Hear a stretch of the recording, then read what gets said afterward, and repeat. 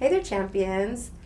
Welcome back to another Read Aloud, and today I'm at the Bakersfield, California newsroom with a reporter for the Bakersfield Californian, Ema Sasic, and she's going to read a story for us. But before she does, Emma, could you tell us a little bit about yourself, please? Yes, absolutely. Maybe some of you Chaudhry's champions remember me from a few weeks ago when I came to your classroom to speak to your lovely teacher.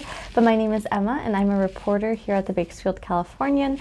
I do education stories, so that's why I decided to come by and visit you guys for a little bit. Other than education stuff, I'm the opinion editor, so all the fun letters to the editor and community voices that come through our inboxes, I get them, I get to read them, and then I get to design those pages. So I'm a busy little lady at all times, but I'm so happy to read here for you guys. The story that I chose is Miss Nelson is Missing, and I told your teacher before we started this little video that this was my favorite book when I was a kid. It gave me lots of fun scaries sometimes, but hopefully this is not going to scare anybody, especially right before bed, but it's a perfect Halloween story, so let's get started. So Miss Nelson is Missing by Harry Allard and James Marshall. The kids in room 207 were misbehaving again. Spitballs stuck to the ceiling, paper planes whizzed through the air. They were the worst behaved class in the whole school. Hopefully you guys aren't bad like that. Now settle down, said Miss Nelson in a sweet voice. Maybe that wasn't as sweet. But the class would not settle down. They whispered and giggled. They squirmed and made faces. They were even rude during story hour. And they always refused to do their lessons. Something will have to be done, said Miss Nelson. The next morning, Miss Nelson did not come to school. Wow, yelled the kids. Now we can really act up. They began to make more spitballs and paper planes. Today, let's just be terrible, they said. Not so fast, hissed an unpleasant voice. She's coming. A woman in an ugly black dress stood before them. I am your new teacher, Miss Viola Swamp. And she rapped the desk with her ruler.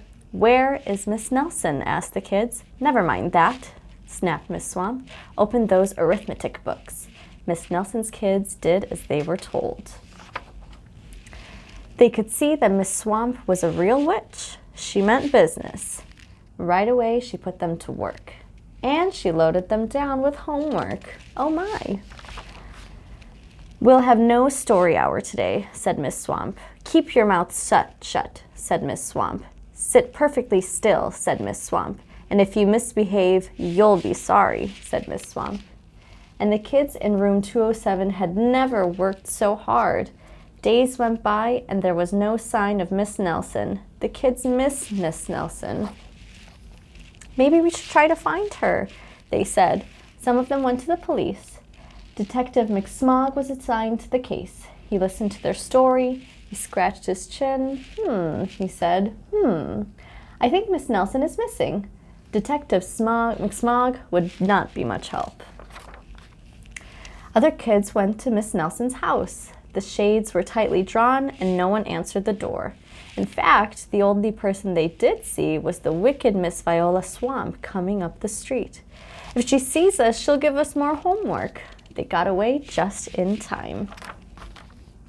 Maybe something terrible happened to Miss Nelson. Maybe she was gobbled up by a shark, said one of the kids. But that didn't seem likely. Oh, there she is. Maybe Miss Nelson went to Mars, said another kid. But that didn't seem likely either. Well, she's right there. I know, exclaimed one know-it-all. Maybe Miss Nelson's car was carried off by a swarm of angry butterflies. But that was the least likely of all. I think it's pretty likely. The kids in room 207 became very discouraged. It seemed that Miss Nelson was never coming back, and they would be stuck with Miss Viola Swamp forever. They heard footsteps in the hall. Here comes the witch, they whispered. Hello, children, someone said in a sweet voice. Who could be? It was Miss Nelson. Did you miss me? She asked. We certainly did, cried all the kids. Where were you? That's my little secret, said Miss Nelson.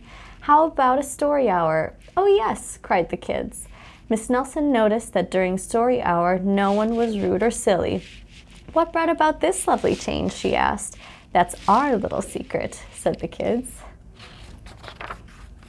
Back home, Miss Nelson took off her coat and hung it in the closet, right next to an ugly black dress.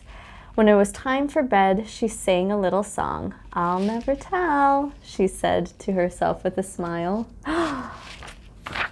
P.S. Detective McSmog is working on a new case. He is now looking for Miss Viola Swamp.